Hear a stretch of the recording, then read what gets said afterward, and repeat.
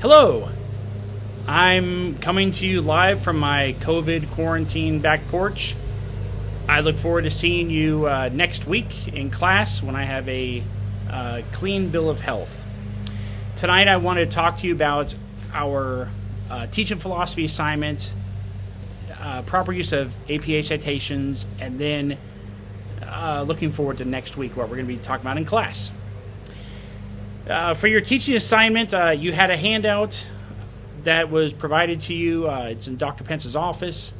I know it's been a crazy start to the semester. I'm sorry that things have gone a little weird, but like I said, I'll be back next week and we'll get back on track. Regarding teaching philosophy, your reasons for writing teaching philosophy, in this case, we're just kind of developing that, working on it here in class. But if you were in a career, you might have different reasons for having teaching philosophy. You might be writing as an exercise to kind of concisely document your beliefs so that you can articulate them to your students and stakeholders. They typically are going to express your values and beliefs about teaching. They're personal statements, and they are personal. They're about you.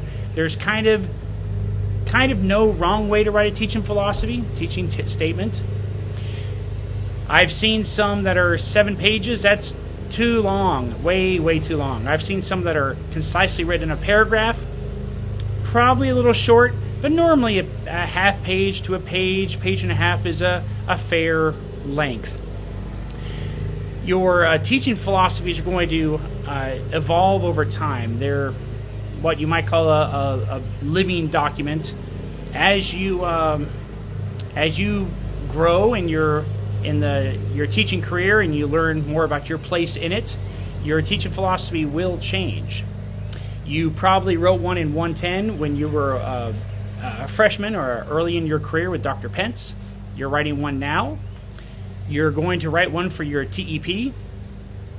And when you're applying for jobs, or you'll have these in your portfolio and in your resume. There'll always be an attachment to say, please attach your teaching philosophy statement. It's always changing and evolving, and it will grow with you as you grow in your career. Again, due to our fluctuating schedule this semester, this will be due Tuesday, September 1st, instead of today when you're probably watching this, which is Thursday. If we think of a template of some things you might want to put in your teaching philosophy, again, I've kind of given you an example, I believe, of a teaching philosophy, and I've also provided your instructions, but other things you might think about are, what are your aspirations, goals, and objectives? So you might say, as a teacher, do you encourage mastery, or do you want to transmit information, develop a critical thinking skills? Those are all great things to say.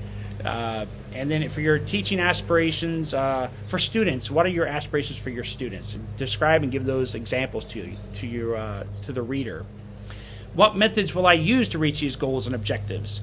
So you might talk about a learning theory that you use. So we're going to be talking about inquiry-based instruction next week in class. You might say, hey, I like problem-based learning, which I believe Dr. Pence might have covered in class on Tuesday. You could write about how you assess student understanding. So what are your beliefs on grading? You might say, similar to myself, where I say, any way that the students can show me that they've learned, I'm excited about that. I want them to just show me they've learned. And if they need to draw the answer, if they need to compose an opera to tell me the answer, that's fine with me. And maybe not every teacher sees it that way, but I know that there's different ways of learning and different ways of showing that you've learned. You might ask yourself, how do I see teaching in my discipline? What are the most important things, for example, that students should gain from your class, if you're in animal science, or if you're crop science, or greenhouse, or horticulture? What do you want your teachers to come away with? And you might also put in, how will you improve your learning? So you might say, going forward, I want to maybe take a welding class. If you haven't had welding, you'll say, I want to learn more about welding.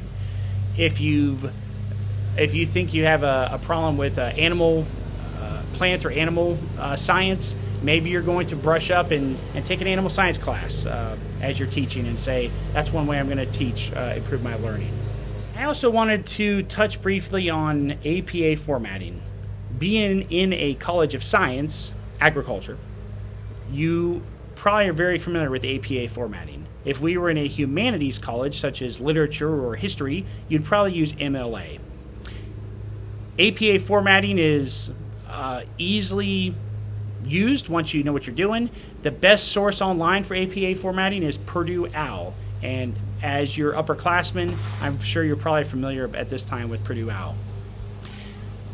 As a simple example of APA formatting, you remember you're going to use the author's name, capitalized, comma, first initial period.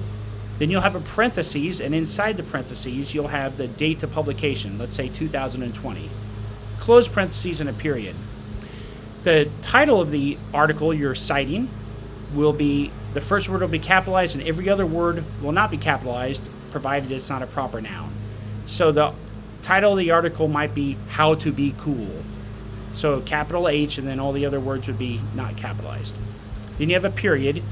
Then you'd have the journal name. So in this case, we might call it the Journal of Cool. So capital J, capital C, and capital T for the. So every word would be capitalized except for of. So the Journal Cool would be capitalized. They'd all be in italics.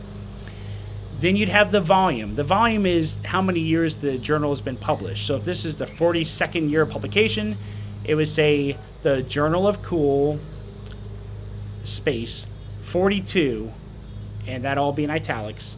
And then you'd have a parenthesis, and then you have the issue number in the parentheses. So if it's issue number 2, it'd say parentheses 2, close parentheses.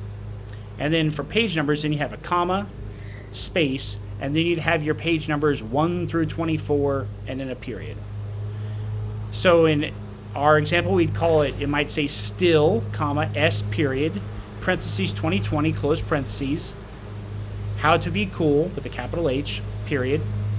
In italics, the Journal of Cool,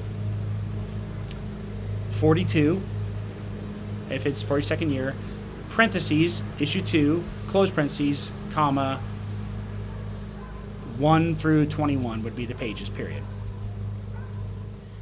Next week in class, we'll dive into inquiry-based instruction, which is my favorite method of teaching. I look forward to seeing you in person on Tuesday, and I'll see you then. Thank you. Bye-bye.